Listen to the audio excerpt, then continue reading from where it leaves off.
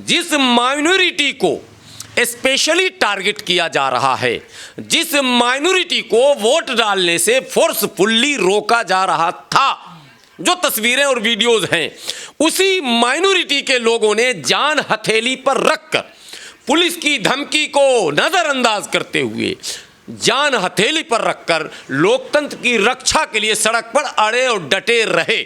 ये तमाम भारत के लोगों ने देखा। वो महिला जो आप बार बार देख रहे हैं पिस्टल तानने वाला, वो महिला हाथ में पर्ची लेकर अड़ी हुई है। पूरे गली में महिलाएं हाथ में पर्ची ली हुई है। पुलिस को जब यह आदेश था चुनाव आयोग का कि आईडी आप चेक नहीं करेंगे, पुलिस की तैनाती लॉ एंड ऑर्डर के लिए होती है, कानून व्यवस्था बनाए रखने की जिम्मेदारी होती है। चुनाव से संबंधित जो प्रक्रियाएं हैं उसमें पुलिस की कोई भूमिका नहीं होती है।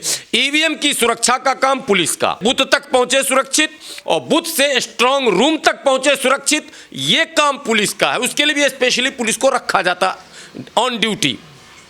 बूथ पर कोई अव्यवस्था न फैले, आपस में मारामारी ना हो, इसके लिए पुलिस होती है। लेकिन पुलिस क्या कर रही थी? गांव में घुसकर बैरिकेड लगाकर मुस्लिम मोहल्ले के लोगों को धमकाकर और वहीं चेक कर रही थी। वो पर्ची है कि तुम्हारे पास? सफ़ेद नहीं चलेगा, लाल लेके आओ। पीला है क्या? नहीं, ब्लू लेके आओ। क्या ड्रामा हो रहा था? ये सारे ड्रामे कैमरे पर हैं। चुनाव आयोग का कोई बयान नहीं है, न बयान है न ध्यान है। ये बहुत ही हास्यास्पद और गंभीर विषय है कि कुंदरकी विधानसभा के बराबर में संभल है। संभल की एक जामा मस्जिद में कथित तौर पर कुछ लोगों ने मंदिर होने का आरोप लगाया और स्थानीय जिला अदालत के आदेश से उसके सर्वे का ऑर्डर कर दिया गया और वो संवेदनशील बना दिया गया। वहां फोर्स तैनात कर दिए गए, मस्जिदों पर निगरानी शुरू हो गई और कमिश्नर जो जाते हैं वो क्या कहते हैं सर्वे के लिए, वो बहाल भी कर दिए गए और वो लोग एंट्री भी ले लिए। ये कोई छोटा मामला नहीं है लोकतंत्र के लिए। अब भारत में लोकतंत्र का रक्षक कौन है, कौन क्या कहेगा? अगर आप रवीश कुमार की सुनेंगे तो वो तो कल से रट रहे हैं कि समाजवादी पार्टी ना होती तो ये तस्वीरें भी ना आ पाती, समाजवादी पार्टी ना होती तो वो पुलिस जो निलंबित हुए वो ना होते, इत्यादि इत्यादि। लेकिन लोकतंत्र का प्रहरी कौन है, रक्षक कौन है और लोकतंत्र के कत्ल होने पर चुप कौन है, ये एक गंभीर विषय और सवाल बना हुआ है। अब सपा प्रमुख का जो बयान है वो अपर्याप्त है। बयान तो है लेकिन अपर्याप्त है। उन्हें कल के डेट में ही, परसों के डेट में ही शाम में ऑल पार्टीज मीटिंग बुलाकर धरने पर बैठ जाना चाहिए था। चुनाव 9 के 9 सीटों का चुनाव स्थगित होना चाहिए। देश में एक संदेश जाना चाहिए कि गुंडा तंत्र नहीं चलेगा। पावर और सत्ता के बल पर सत्ता का दुरुपयोग करके चुनाव जीतने की परंपरा यदि सुदृढ़ और मजबूत हो जाती है, स्थापित हो जाती है अगर ये परंपरा, तो आने वाले दिन और भी घातक होंगे। लोकतंत्र का महापर्व कहा जाता है चुनाव को। माने एक पर्व होता है, एक उल्लास होता है कि हमें अपना प्रतिनिधि चुनने का एक अवसर भारतीय संविधान हमें दे रहा, लेकिन हमें कहाँ चुनने दिया जा रहा? हमें तो रोका जा रहा। हमें तो कहा जा रहा नहीं, तुम किसको चुनने जा रहे हो? वो तो योगी जी जिसको चाहेंगे वही चुनाएगा। तो 9 के 9 सीट, एग्जिट पोल को उठाकर फेंक दो, 9 के 9 सीट भारतीय जनता पार्टी जीतने जा रही है। पहले चुनाव से पहले एक खेल जो भाजपा खेलती आ रही है उसमें तो वो सफल थी ही, यानी कि एक एक सीट पर 10-10 मुसलमान, 15-15 जहन्नम में जाए ऐसा मुसलमान जिसको चुनाव लड़ने का भूत सवार है, अल्लाह करे उसका भूत उतार दे कोई पकड़ के, योगी जी का पुलिस ही उतार दे, कमबख्त उसी की पिटाई हो जाती। जनता बेचारे को क्यों परेशान किया गया? एक तो ये भूत सवार है, पैसा ज़्यादा है मुसलमान तेरे पास, चुनाव लड़ने का होता हमसे संपर्क कर ले, जन्नत भी तेरे लिए रिजर्व हो जाएगा, दुनिया में मरने के बाद तेरा लोग नाम लेंगे कि हाँ कुछ करके गया। ये चुनाव में दलाली करने के लिए 10,000 20,000 वोट को काटने के लिए, 1-2 लाख रुपये के लालच में या फिर गुरूर में, नहीं समझे, हमने कमा लिया। 2 तरह के लोग खड़े रहते हैं, सारे दलाल नहीं खड़े होते हैं। कुछ को पैसे का इतना घमंड हो जाता है कि अगर सपा ने टिकट नहीं दिया, बसपा ने नहीं दिया, कांग्रेस ने नहीं दिया, फलां ने नहीं दिया, तो भी मैं लड़ूंगा। ठीक है, तो वो लड़ते हैं। तो 18-18, 16-16, 15-15 तो मुसलमान लड़ रहे थे कुंदरकी, मीरापुर और इस तरह के मुस्लिम बाहुल क्षेत्रों में। तो एक तो पहले ही करेला, ऊपर से नीम, पहले तो ये लड़ रहे थे चुनाव में तो वोट ऐसे ही कट के ख़त्म हो गया। उसके बाद वोट डालने न दिया जाना, तो कुल मिला के परिणाम तो सामने है। हम हताश हैं, निराश हैं, उदास हैं, और भारत के तमाम लोग जो लोकतंत्र पर जिनकी आस्था, वो लोकतंत्र पर जिनको गर्व है, वो शर्मिंदा हैं, वो उदास हैं। मैं तमाम दल के नेताओं से अपील करता हूं कि इस परंपरा पर विराम लगाने के लिए अपनी उन तमाम ऊर्जाओं, ताकतों का इस्तेमाल करें। अन्यथा वो जो संविधान लहराने वाला ड्रामा कर रहे हैं राहुल गांधी जी, वो संविधान कहीं बक्से में बंद करें। उस बचने उचने वाला ऐसे ये परंपरा अगर स्थापित हो गई तो फिर फोर्सफुल्ली हर जगह चुनाव होगा, हर जगह दुरुपयोग होगा, हर जगह इनडायरेक्टली। एक तो ईवीएम डाउटफुल जो मसला, वो तो अपने आप एक अलग मुद्दा है, लेकिन अब ये जो मुद्दा है ये ज़्यादा उससे भी गंभीर है और सबसे गंभीर है। इसलिए इससे बचने के लिए सबको गोलबंद होने की आवश्यकता और सिविल सोसाइटीज़ को भी इस पर आवाज़ उठाने की ज़रूरत है। देखिए, सबसे पहले तो मुझे आश्चर्य इस बात पर है कि अब तक चुनाव आयोग की तरफ से कोई ऐसा बयान नहीं आया जिससे ये लगे कि कहीं से रिपोल होगा या फिर से पूरे विधानसभा के चुनाव को स्थगित किया जाएगा। जबकि समाजवादी पार्टी के कुंदरकी के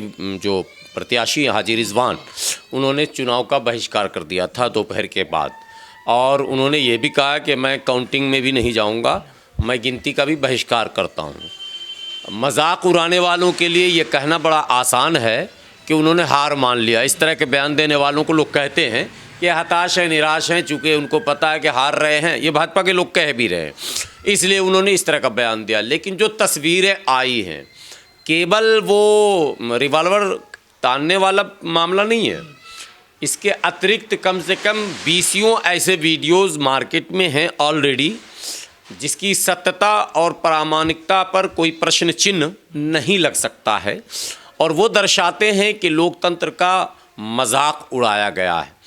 और चुनाव में पहले 90 के दशक में हम लोग सुनते थे कि बूथ कैप्चरिंग होता था दबंगों के द्वारा। तब बैलेट पेपर हुआ करता था, और बैलेट पेपर पर बूथ पर एक फोर्स के साथ, यानी असामाजिक तत्वों के गिरोह के साथ राजनीतिक दलों के द्वारा गुंडे भेजे जाते थे, और वो जाकर अंदर ठप्पा लगाता था सैकड़ों की तादाद में, और उसे बैलेट बॉक्स में पैक कर देता था फोर्सफुल्ली, ताकत के साथ। उसे कहा जाता था बूथ कैप्चरिंग करना।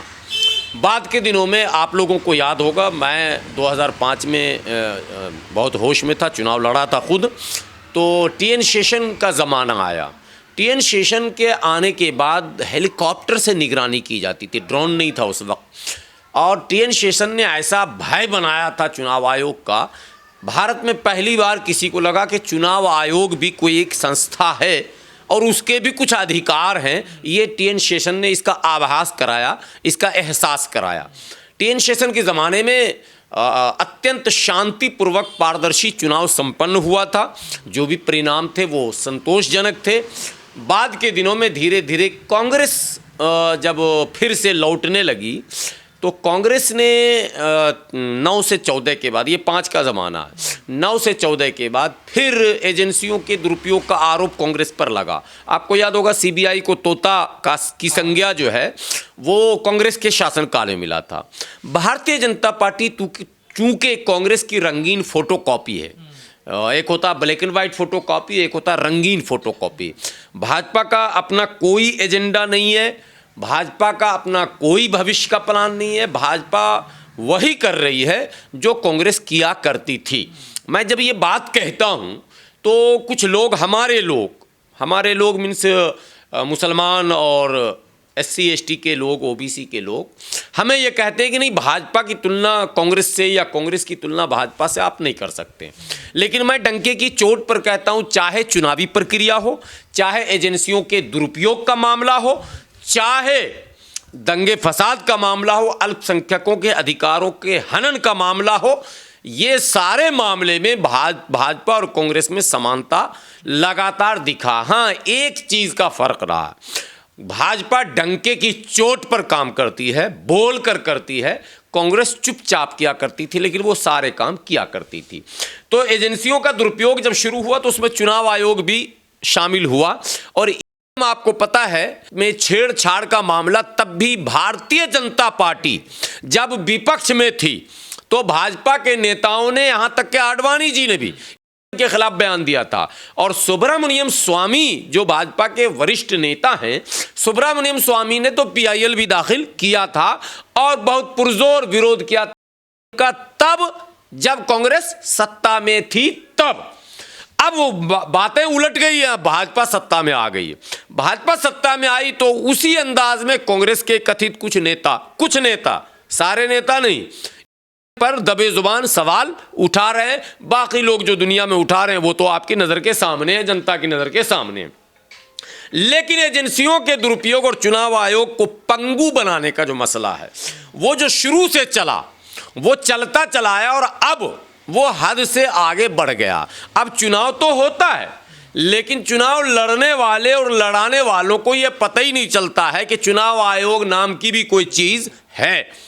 ये इसलिए मैं कह रहा हूं कि चुनाव जब होता है, आदर्श आचार संहिता के लागू होते ही डीएम एसपी का पावर सीज हो जाता है, वो चुनाव आयोग के अधीन हो जाता है। चुनाव आयोग जो राज्य का चुनाव प्रमुख होता है, वो डीएम को कहाँ पोस्टेड किसको किया जाएगा, सरकार न ट्रांसफर कर सकती है न पोस्टिंग कर सकती है। अधिसूचना जारी होने के बाद न विकास की कोई योजनाओं का शिलान्यास कर सकती है, न उद्घाटन कर सकती है, न विकास के लिए कोई बहुत बड़ा ऐलान कर सकती है। ये प्रतिबंध होता है। लेकिन यहाँ क्या हुआ, चुनाव का ऐलान हो गया, उपचुनाव हो रहे हैं और सरकार अपना वो सारा एजेंडा जो ध्रुवीकरण का होता है उस पर लगातार काम करती रही। यहाँ तक के स्थानीय जिला अदालत से एक आदेश पारित करवाया जाता है संभल में। कुनर की वही है, आज बता दे रहा हूँ,